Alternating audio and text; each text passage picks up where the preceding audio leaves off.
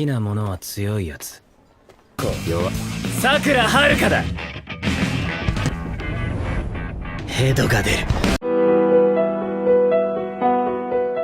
Halo teman-teman, kali ini Denanime akan kembali melanjutkan cerita spoiler anime spesial Windbreaker yang terlewatkan di chapter 139.5. Tapi jangan lupa bila teman-teman yang baru datang di channel ini untuk tinggalin jejaknya. Oke, nggak usah banyak ini itu, langsung saja mulai ceritanya.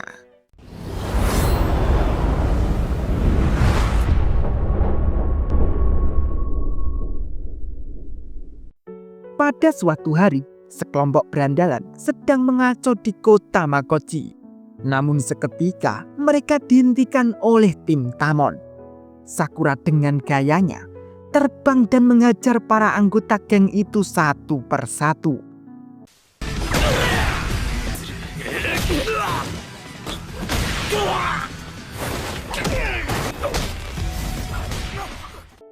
Dan Suo dengan sekali serangan pun juga dapat menjatuhkan dua orang sekaligus. Namun salah satu orang dari geng itu dapat melewati Suo dan berlari menuju ke arah Nire.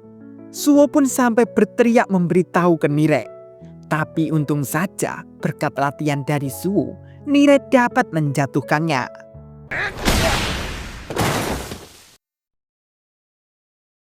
Dan ketua dari tim Tamon, Hiragi-san, juga ikut dalam serta pertarungan itu.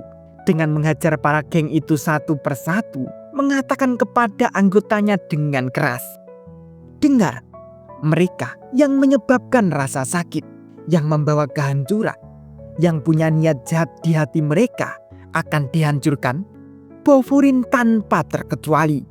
Mendengar itu, salah satu orang dari geng itu pun sampai ketakutan. Sembari melihat lambang di kerah baju Hiragi, mengatakan, tidak mungkin mereka adalah dari sekolahan buangan SMA Furin, juga dikenal sebagai Bofurine. Dia pun lalu berlari ketakutan. Hingga akhirnya tim Tamon dapat menghentikan para geng itu.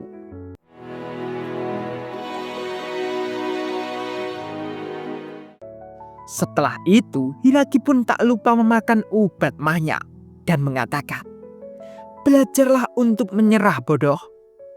Suo pun menjawab, "Mau bagaimana lagi? Orang bodoh tidak pernah belajar." Lalu, Suo tak lupa menanyakan keadaan Nire. Dengan seriusnya, Nire menjawab bila dirinya aman dan bersyukur karena geng itu tidak terlalu banyak. Sakura yang mendengar perkataan Nire pun lalu menyaut, "Angka tidak penting. Silakan kirim satu peleton.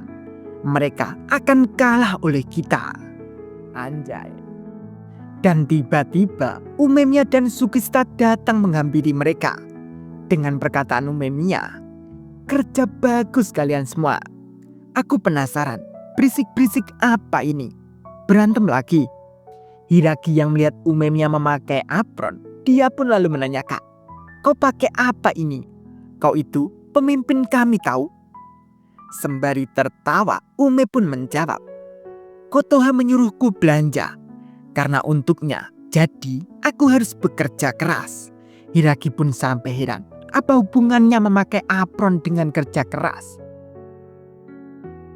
Dan Nire juga tak lupa menggoda Sugishita dengan perkataannya, "Oh, Sugishita, habis jalan-jalan dengan Umemiya ya?"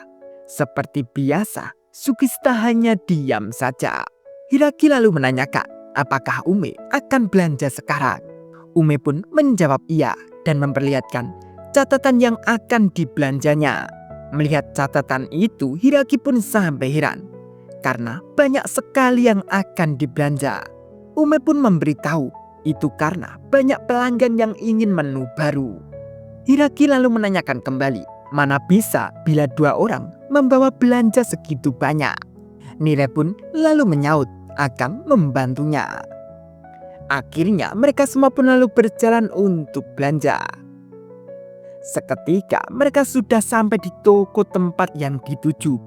Pertama, Umenya membeli 2 karpet telur. Bapak pedagang pun juga tahu bila Ume disuruh oleh Kotoha. Dan karena Kotoha juga pelanggan bapak itu, ditambah lagi Bofurin juga sangat berjasa. Sembari memberikan pesanan telurnya, bapak itu pun juga memberikan bonus seunting sayuran. Ume pun tak lupa bilang terima kasih. Suwo yang melihat Sakura sudah merasa bosan, Suwo pun lalu memberikan pertanyaan lelucon ke mereka semua. Apa kau tahu ayam kinpadori yang dikenal juga dengan ayam khas Jepang, ditulis dengan kanji ayam 8 emas? Dari namanya, ayam itu juga bertelur emas. Sakura dan Ume pun sampai terkejut. Sungguh? Hiraki mengatakan, enggaklah. Sakura pun sampai kesal. Apa kau bohong? Dan itu sampai membuat Sugishita tertawa. Dan karena ketawa Sugishita ngeledek, Sakura lalu dengan kesalnya mengatakan, Umemiya juga ketipu. Bisa-bisanya kau menertawakan Umemiya bodoh. Seketika Sugishita kembali ke muka datarnya. Mereka pun lalu lanjut belanja. Dan ketika Umemiya dan Hiraki belanja sayuran dan buah, Sakura dan Sugishita yang berada di belakang, dia pun ribut kembali. Dan itu sampai membuat Umemiya tertawa. Mereka selalu berantem. Seketika para pedagang mendekat ke mereka, menyapa Umemiya dan yang lainnya, dan juga mengasih bingkisan untuk Umemiya dan yang lainnya.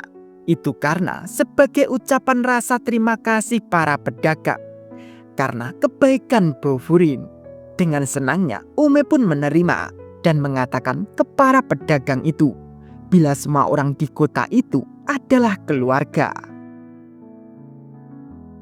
Dan Kotoha yang berada di kafenya masih menunggu Umemiya. Kenapa lama sekali?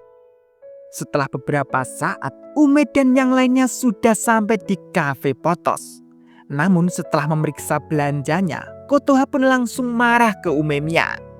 Karena telurnya berada di bawah, dan itu sampai membuat semua telur hancur. Dan itu membuat Umemiya takut dan meminta maaf. Bahkan Umemiya menyuruh yang lainnya untuk meminta maaf ke Kotoha.